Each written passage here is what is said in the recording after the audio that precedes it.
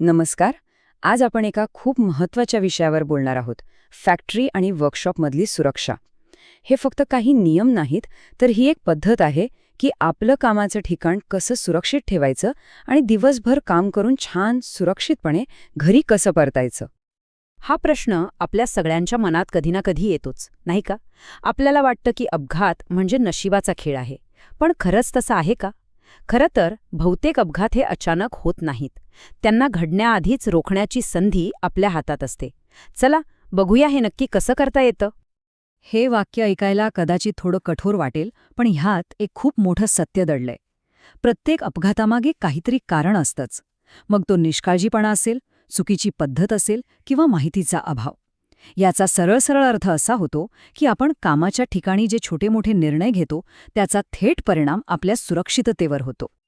चला तर मग सुरुवात करूया अगदी पायाभूत गोष्टींपासून, म्हणजेच सर्वसाधारण सुरक्षा नियमांपासून. कारण एक सुरक्षित कामाची जागा तयार करणं ही काही एका व्यक्तीची जबाबदारी नाही, तर ती आपल्या सगळ्यांची मिळून आहे. आता हे नियम बघा. कामाची जागा स्वच्छ ठेवली की घसरण्याचा किंवा अडखळण्याचा धोकाच नाही. अवजारं एकमेकांकडे फेकण्याची तर सवयच नको. शांतपणे चाला, धावपळ नको. विजेच्या तारा किंवा स्विचेस त्यांच्याशी खेळायचं नाही. आपलं पूर्ण लक्ष कामावर हवं. आणि हो, अपघात कितीही छोटा वाटला तरी तो लगेच सांगा. या खूप सोप्या सवयी आहेत, पण सुरक्षित वातावरणाचा हाच तर खरा पाया आहे. बरं, फॅक्टरीच्या नियमांनंतर आता वळूया सर्वात महत्त्वाच्या भागाकडे, म्हणजे आपल्या स्वतःच्या सुरक्षेकडे. कारण सुरक्षिततेची सुरुवात नेहमी स्वतःपासूनच होते.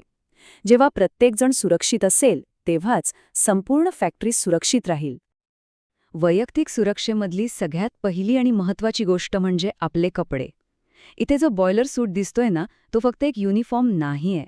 असं समजा की ही आपली पहिली सुरक्षा भिंत आहे, जी आपल्याला मशीनच्या फिरणाऱ्या भागांपासून आणि इतर अनेक धोक्यांपासून वाचवते. या स्लाइडवरच्या प्रत्येक नियमामागे एक कारण आहे. सैल कपडे, टाय किंवा मफलर मशीनमध्ये अडकण्याचा धोका असतो. सेफ्टी शूज आपले पाय जड वस्तूंपासून वाचवतात. हातातली अंगठी किंवा चेन मशीनमध्ये अडकू शकते किंवा विजेचा शॉक बसू शकतो. या नियमांना ओझं न समजता आपल्या सुरक्षेसाठी केलेली एक गुंतवणूक समजा. आपण स्वतःची काळजी घेतली, आता पाहूया ज्या मशीनसोबत आपण काम करतो त्यांची सुरक्षित हाताळणी कशी करायची. कारण इथली एक छोटीशी चूकसुद्धा खूप मोठ्या अपघाताला निमंत्रण देऊ शकते. कोणतीही मशीन सुरू करण्याआधी ही चेकलिस्ट फॉलो करणं खूप महत्त्वाचं आहे. मशीनला तेलपाणी व्यवस्थित आहे का? जी वस्तू कापायची आहे ती घट्ट पकडली आहे का? सेफ्टी गार्ड जागेवर आहेत ना? या गोष्टी तपासायलाच हव्यात. ही चेकलिस्ट म्हणजे कामाच्या रुटीनचा एक भागच बनवून टाका. अगदी गाडी चालवण्याआधी सीट बेल्ट लावतो ना, तसंच.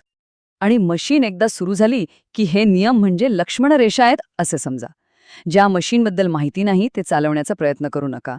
चालू मशीनमध्ये काहीही बदल करू नका. आणि फिरणारा भाग हाताने थांबवण्याचा प्रयत्न तर अजिबातच नको. या नियमांकडे दुर्लक्ष करणं म्हणजे धोक्याला आमंत्रण देण्यासारखं आहे.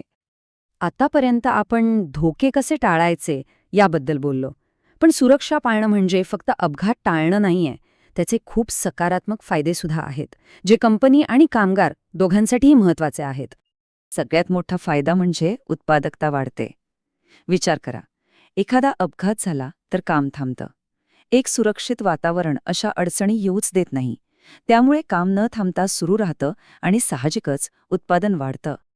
जेव्हा कामगारांना सुरक्षित वाटतं, मनात दुखापतीची भीती नसते, तेव्हा ते जास्त एकाग्रतेने आणि आत्मविश्वासाने काम करू शकतात.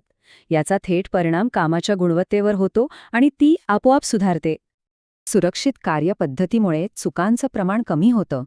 याचाच अर्थ कच्च्या मालाची नासाडी टळते आणि स्क्रॅप कमी होतो.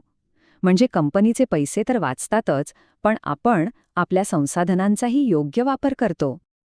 आणि शेवटचा पण महत्त्वाचा फायदा म्हणजे मशीनची उत्तम देखभाल. आपल्या मशीन म्हणजे आपली हत्यारं. सुरक्षितेचे नियम पाळताना आपण त्यांची नियमित तपासणी करतो, त्यांची काळजी घेतो, ज्यामुळे त्यांचं आयुष्य वाढतं आणि ते उत्तम काम करतात.